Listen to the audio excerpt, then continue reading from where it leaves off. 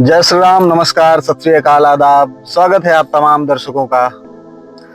दोस्तों, आज की जो घटना मैं आप सब लोगों के सामने लेकर के आया हूं, यह सुनकर निश्चित रूप से आप सभी साथी हैरान हो जाएंगे। कहते हैं ना कि मोहब्बत और जंग में सब कुछ जायज होता है, लेकिन दोस्तों, मोहब्बत का अंजाम कितना भयानक हो सकता है, इसकी कल्पना शायद आजकल के युवा कर ही नहीं पाते। बाकी हमारे जो आप सभी दर्शक समझदार हैं वो तो जानते हैं कि ज़्यादातर में चाहे मोहब्बत हो चाहे जंग हो, इसका जो अंत होता है, जो अंजाम होता है, वह बुरा ही होता है।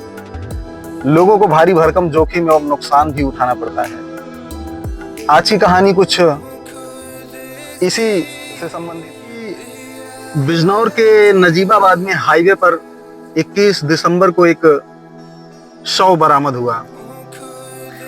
पुलिस को सूचना मिली,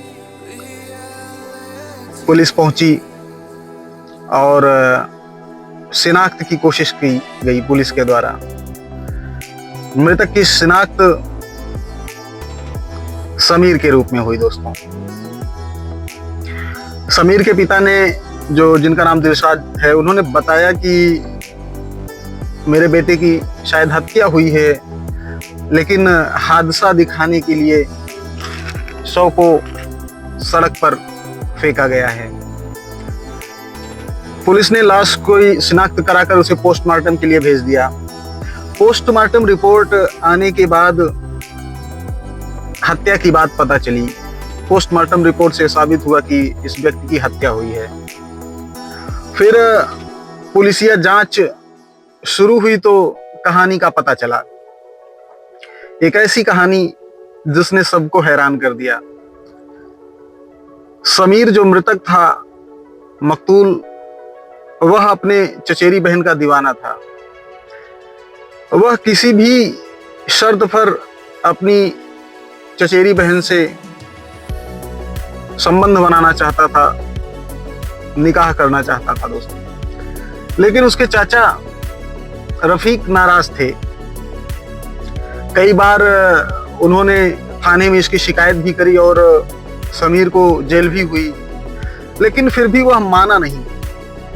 इससे परेशान होकर के चाचा ने अपने दिल्ली निवासी एक दोस्त मित्र था उनका, जैनुल नाम का, जो झाड़ फूंक या तंत्र मंत्र का काम करता था। उन्होंने कहा कि लड़की का पीछा छोड़ देगा, लेकिन आपको तकरीबन 20 लाख रुपए खर्च करने होंगे। चाचा इतने परेशान थे कि वो जैनुल की बात मान लेते हैं और 3 lakh cash, 2 lakh bank transfer भी कर देते हैं जैनुल को। तो जैनुल ने किया क्या कि इंस्टाग्राम पर एक महिला के नाम से आईडी बनाई और समीर से बातें करने लगा वह। और वो बातें लड़कियों की आवाज में करता था। लड़की की आवाज निकाल करके उस आवाज में वह समीर से बात करता था।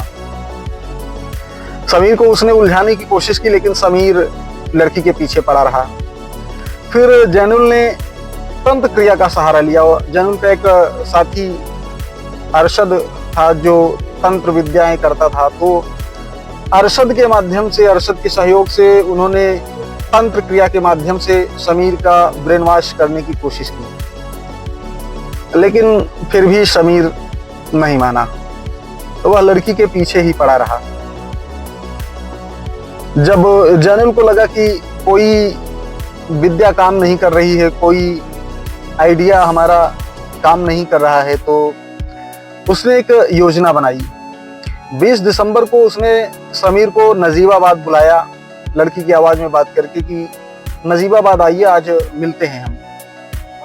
मिलने की बात सुनकर समीर खुश हुआ और वह नजीबाबाद जिस स्थान पर उसे बुलाया गया था वहां पर पहुंच जाता है। पहुंचने के बाद जैनुल, उसके साथी आरिफ और 1-2 लोगों ने उसे लड़की से मिलवाने का झांसा देकर के कार में बिठा लिया और पीछे से जैनुल के साथियों ने मफलर से उसका गला दबा करके हत्या कर दी।